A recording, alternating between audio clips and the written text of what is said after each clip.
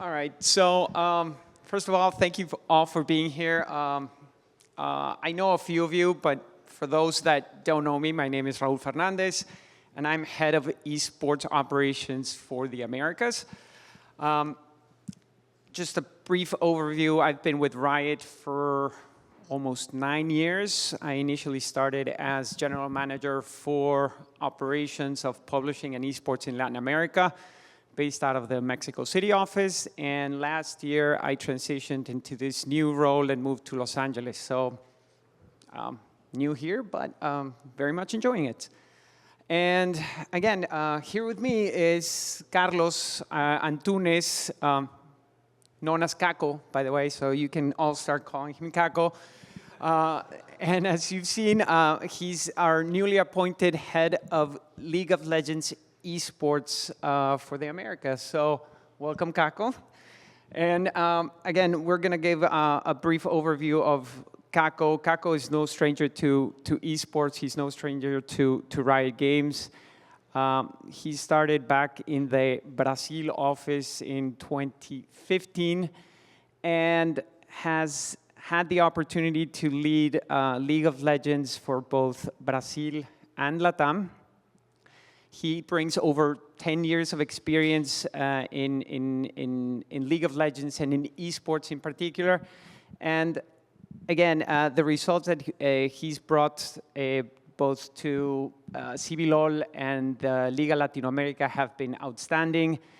During his tenure in CBLOL, he was responsible for the strategy for the entire region, responsible for operations, business development, content, broadcast. So he runs the whole gamut of experience there. And we're very excited for what he can bring to the Americas in general. One of his first responsibilities now that he's newly appointed is to, as you've read in our announcement, find our next LCS commissioner to be part of his team and lead the product into the future. So, Caco, welcome. Thank you, and nice to meet you all. So, as Raul said, I've been working with the Brazilian and South American, Latin American teams of esports.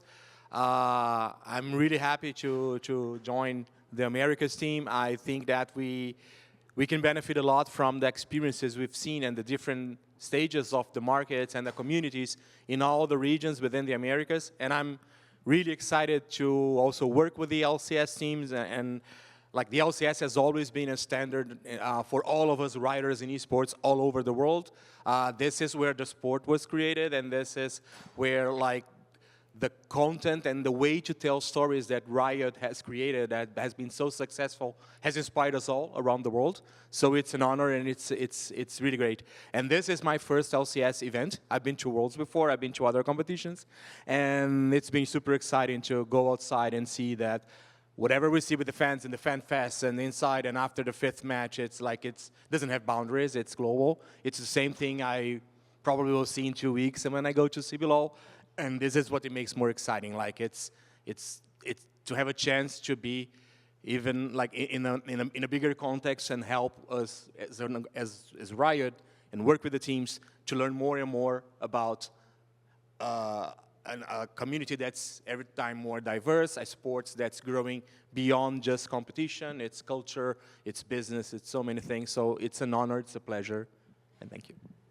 Amazing. And thank you, Caco, for that. And after this brief intro, we're going to talk a little bit about the state of the LCS, the learnings that we've had so far this year, as well as a brief glimpse into our plans for LCS in the future. So, as you know, it's been an interesting year for esports across the globe.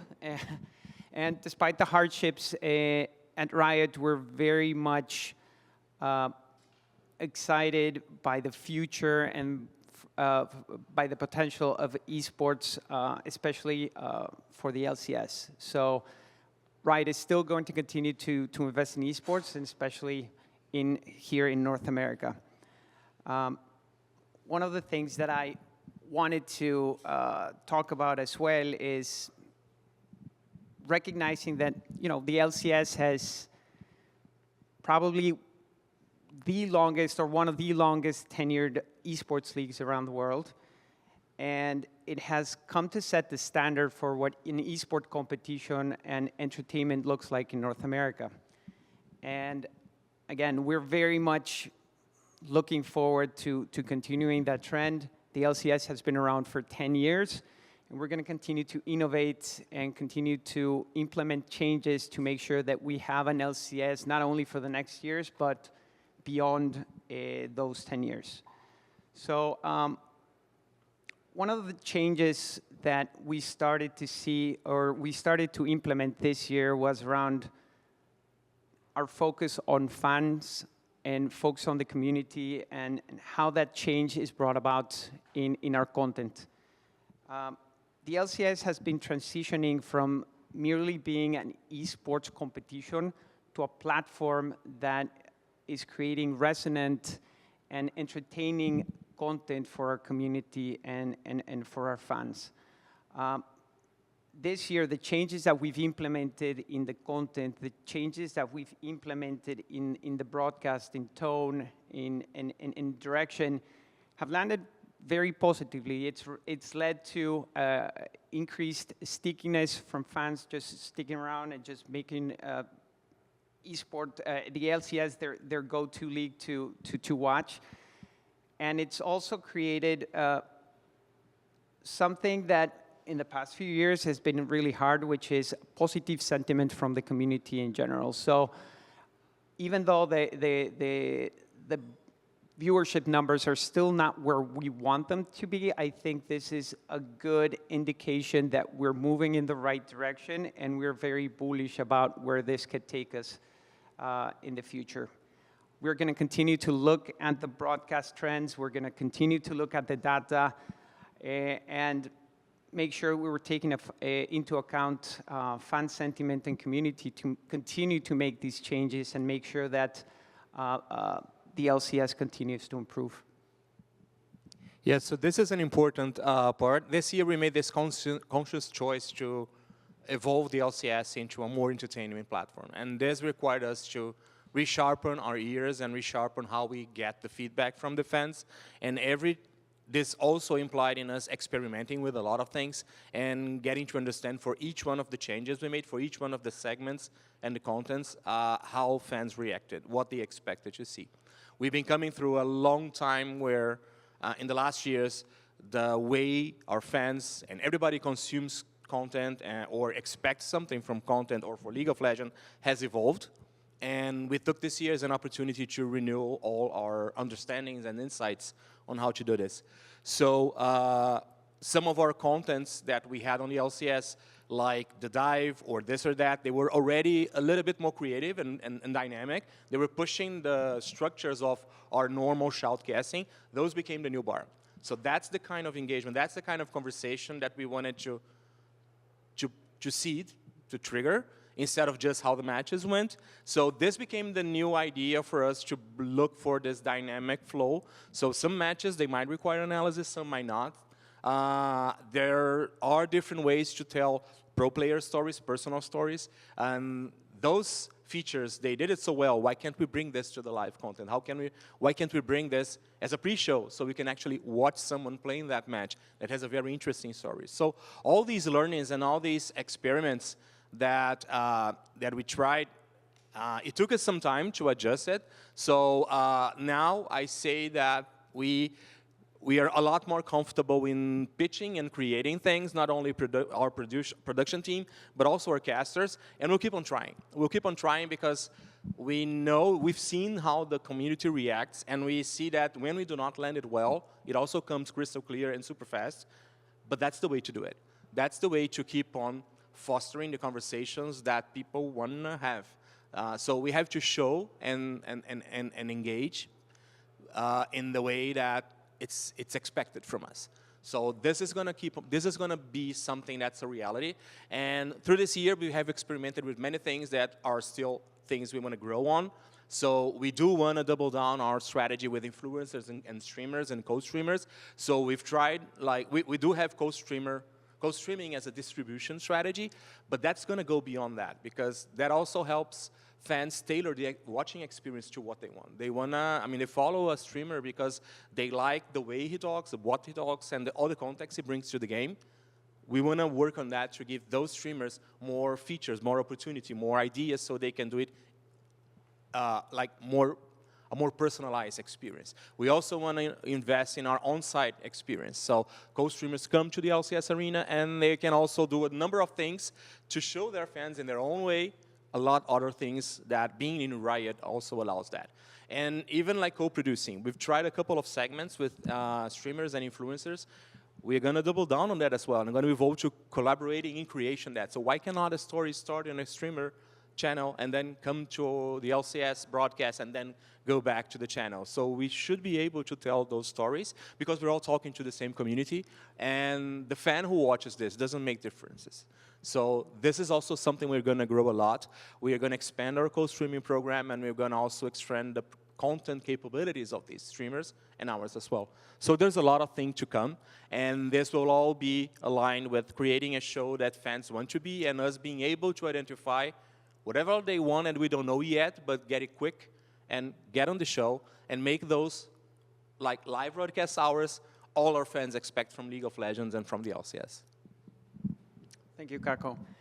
And another important point for us, and it's a question that a lot of people have brought up recently, is just the financial viability of the LCS and the state of the LCS in general. And just wanted to make it very loud and very clear that the LCS is in a very healthy position financially because of this sustained and continued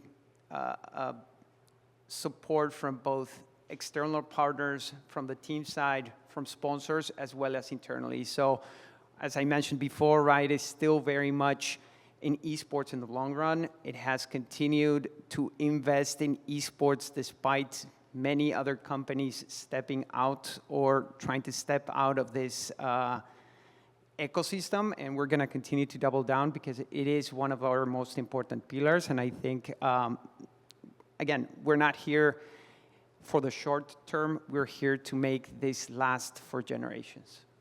Yes, and also when we talk a lot about like external partners that can come join us, invest in the scene, we have also seen that as we move on to 2024, the market is reacting a lot better in terms of investments, and we've been having some very interesting conversations with current and potential new sponsors that see this change on entertainment that the LCS is willing to give as a way to deliver very unique, exclusive experiences that we can do it, and we can help them achieve our community. So we're having many interesting conversations also to take our current sponsors to other fan experiences and other kinds of contents that,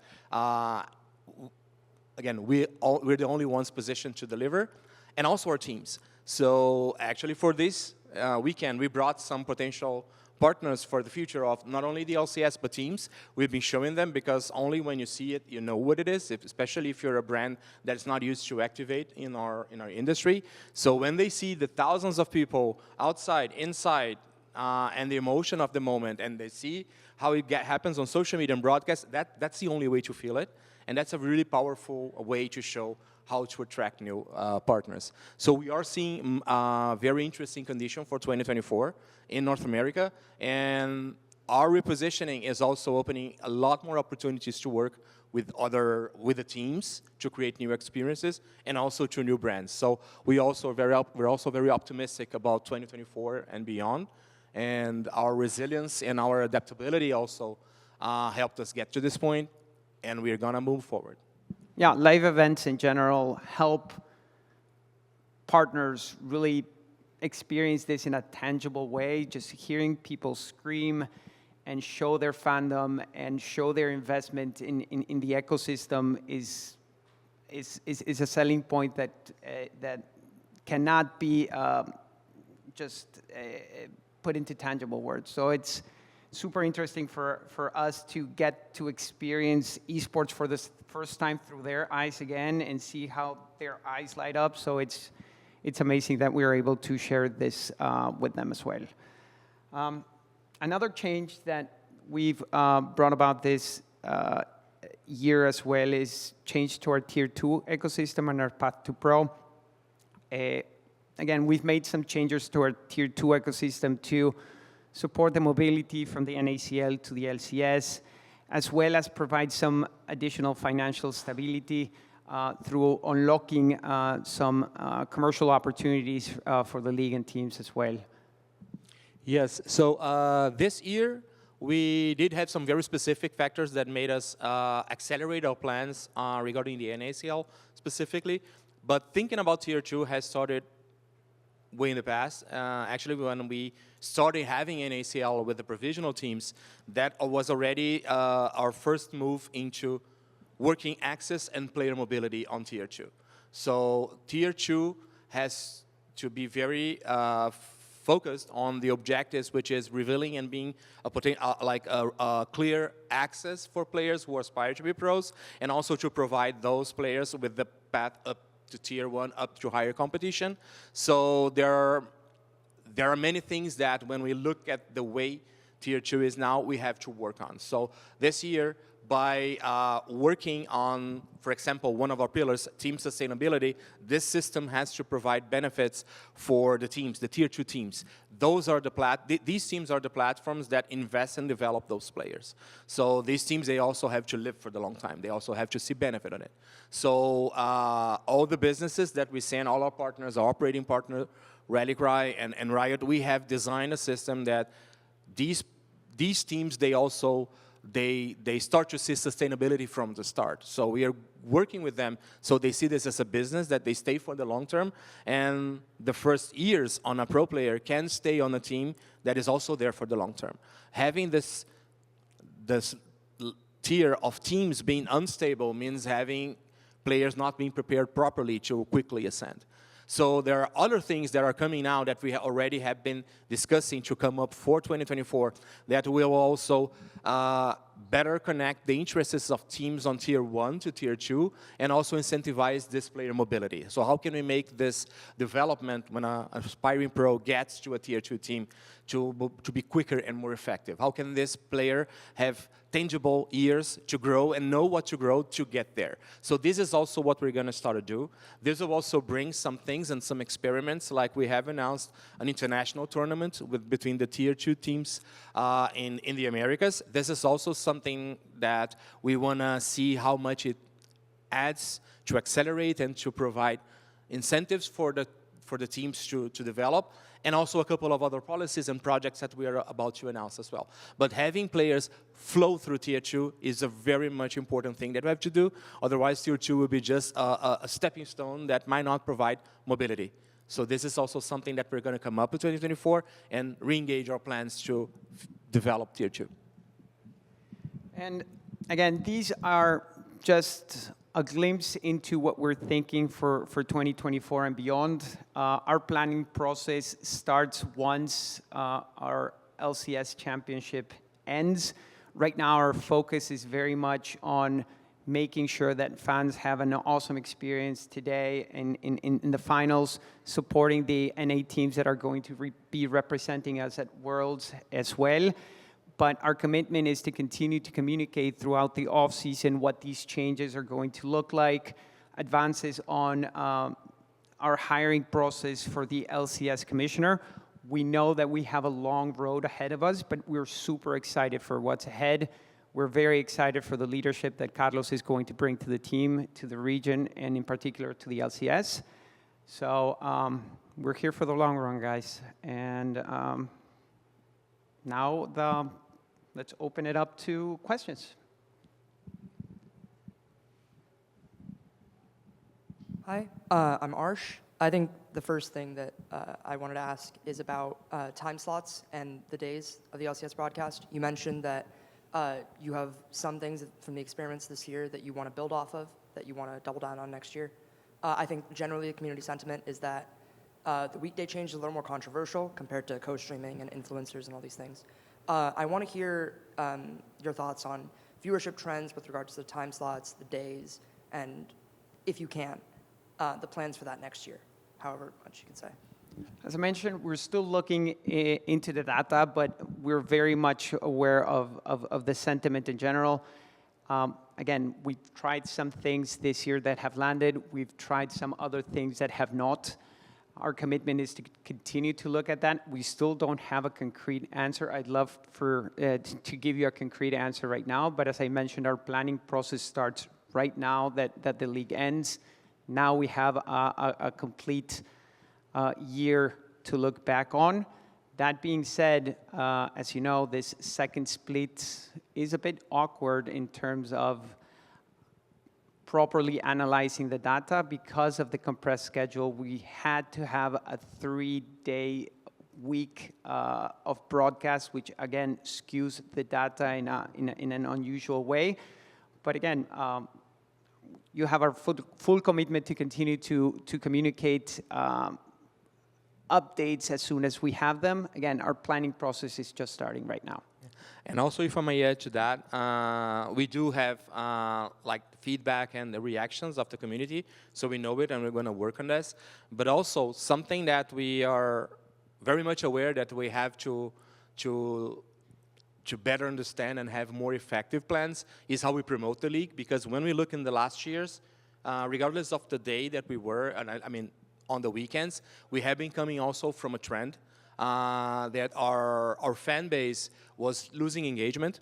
So we are also looking for the broader North American League of Legends player community and trying to re-engage to those fans. We know some fans, they are core esports fans, and they might have found their passion being nurtured by another league or another content. We're going to go after them. But we also know that esports, just like gaming, we also have like our casual fans who are drawn by the tournament because of a passion for a team, a connection for a pro player, or the moment, like beginning or the end. And that also requires a specific activation or content or marketing techniques, and we have to be better at that. So we are also working, regardless of the day we were, how can we re-engage to those fans? And how, I mean, once we've changed the experience we want to deliver for a more entertainment base, a more something more connected to what we talk about League of Legends on the day-to-day, how can we tell about this change to the fans who are not watching us anymore? So we are all working on like scheduling and the functional things to be available and out there for more people, but we're also looking on the way we promote the LCS, because we see there's a huge space for us to improve and to connect. And this is where we can also learn from other regions that have been using not only other platforms, fans have evolved their digital use and presence, but also other ways to tell stories. I mean, there is something that happens when we start pick and ban, but there's a whole world that happens before and after that. We have to be better at taking those stories and engaging those fans to come back and watch us. So there are 2 avenues that we're working now. One of them is the factual distribution of the league, but the other one is how can we get back to new fans, to fans who are not watching us anymore, fans who only watch us or only follow North American esports on Worlds. The story begins a lot before that. So this marketing strategy is something that we're working very hard on.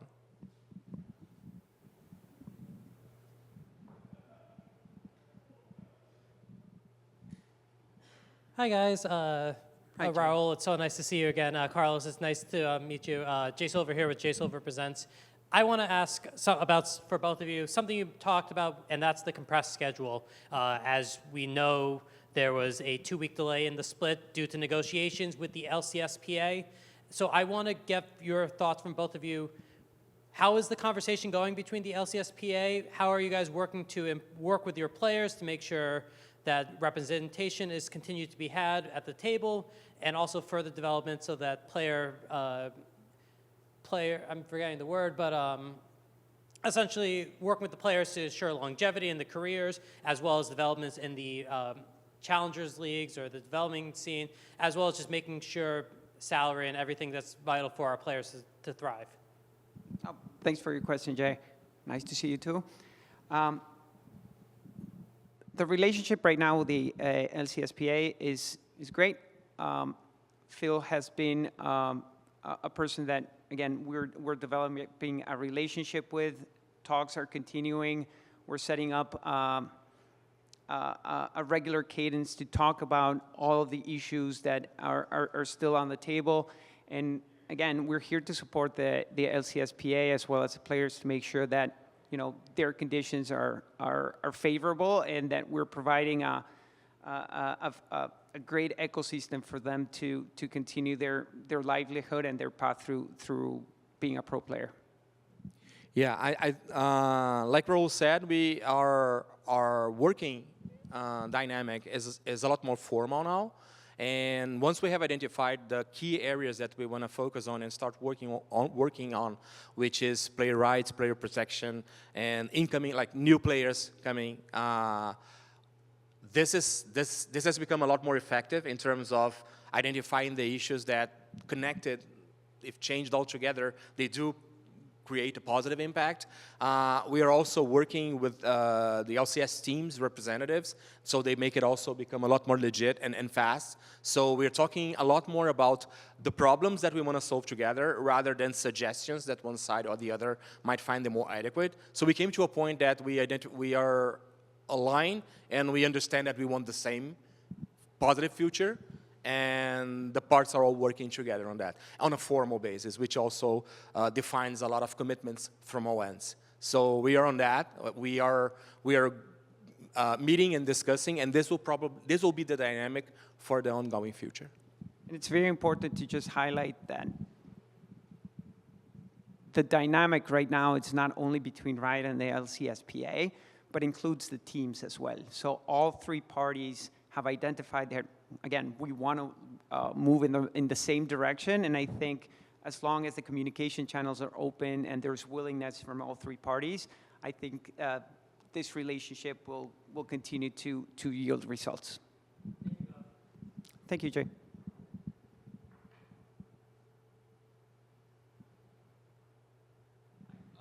David, just following up on a comment you made earlier about live events and using these to activate with teams, with sponsors. The LCS notably has the fewest amount of events outside of Los Angeles, with notably only the 2 finals. Are there plans to expand that as we see leagues like the Call of Duty League activate with fans 5 to 6 times a year with all teams involved, all players? Is there, going forward, is there going to be more of an attempt to try and get the LCS outside of just Los Angeles, barring 4 days of the year? Again, that's because our installed capacity is, thanks for the question, our installed capacity is in Los Angeles. Again, that's where our home base is. We don't want to focus on making more events, but making better events, more engaging events. It's not about having the largest, it's not about having the most events, it's about being able to properly leverage that event into something that's meaningful. Again, in a world where there are limited resources, we want to just make sure that the events that we do have are meaningful to players, are meaningful to the fans, and are meaningful to us as well. Yeah, there are also other alternatives for taking this experience, even if it changes the scale, to other communities. And in Brazil, we're doing this, and this is something we started to discuss here, which is partnerships for public viewing. So in Brazil, we are also very much concentrated in the southeast, which is where like our offices, all the teams are, and most of the business partners are to put up a show or the structure for the league. But we do have the whole country to cover and fans all around the country. So what we've done this year as an experiment is that we created a couple of fan fests from 200 people to 30,000 people. Obviously, the experience varies on that, in partnership with other like venue owners and other universities and other community spaces. And this is an experiment because we really need to ensure that the fan experience is something that we want to support, because that means something for us. But we have managed to impact 8,000 fans, which is the size of a final, throughout the year in many, many cities. So that also happens throughout the year, and maybe more than once a year in the same city. So this becomes also a new kind of habit. So expanding this experience through some other partnerships and some other models and potentially making it more frequent is also something that helps us deliver this experience, not having to create like big road shows that also depend on calendar and format. So we are looking at this because we think this is important for everybody. We feel the passion and everything else, and there are ways we can work public viewing in different stages. So this is something that we're bringing from South America, and we've already started to have some thoughts for North America. Hi, Robert Haynes of the Game House. And this is a question for both of you, although I know you will be doing most of the searching for the new commissioner. I wanted to know, what are some important traits or aspects that you are looking for during this search? I know it may be in the early stages, but when you're looking for a commissioner, what's really coming to mind as somebody who will maybe fit the vision for the future of the LCS? I can kick things off, and again, the LCS commissioner role is a very complex role. Again, all eyes are on this particular role, so we definitely want somebody who is passionate about the space, not only about esports, but about the LCS in particular. We want somebody that can champion the league and be able to properly communicate with fans, to be able to properly communicate with team owners, and be able to be an advocate for the league and for the champs internally at Riot to fight for the league. We want somebody that obviously has a strong knowledge of esports, but also has a strong business acumen to be able to lead commercial conversations with teams, with potential sponsors, and to be able to have this clear vision for the rest of the team to rally around. So again, even though we just posted the role online, this is a search that has started a few months back. We've already started to look at both internal and external candidates. So again, this is something that I'm very much looking forward to. And again, our commitment is to run this process as fast as possible, ensuring that we're taking the necessary time to properly vet candidates and make sure that the person that we hire is the right person for the role. And one very quick but important thing is that through this year, we also took the chance to readapt our structure at Riot. So we know, for example, that if the commissioner understands that public viewing is a nice way to go, and we want to create a deep service and a partnership and a program for our fans to do it, that's a lot of work. And we do not want to set this person for failure. We want to have bold dreams, bold aspirations, but also the capacity to deliver. So my function is to work on all the structure needed for the commissioner to actually be able to do something other than just being the voice and being a voice to analyze both sides. So the idea is that now our structure has changed internally, so this person can actually get help on the structure, the processes, the resources, and keep on being the strategic lead for what needs to be done. So the final decision will always be the commissioner, but there's a lot of work that this final decision takes. So I will be supporting specifically this commissioner on all the internal Riot things, so this gets to it. So the idea is not to limit the product lead by the structure, but also get the structure to work for him. So this is a change that we made, that we're pretty comfortable that this person will have a lot more impact and dynamic in the team to always be pushing us to a better league. All right, fantastic questions. Unfortunately, we are now at time, so that will have been the last one. But thank you so much. Round of applause. Thank you all. Everybody.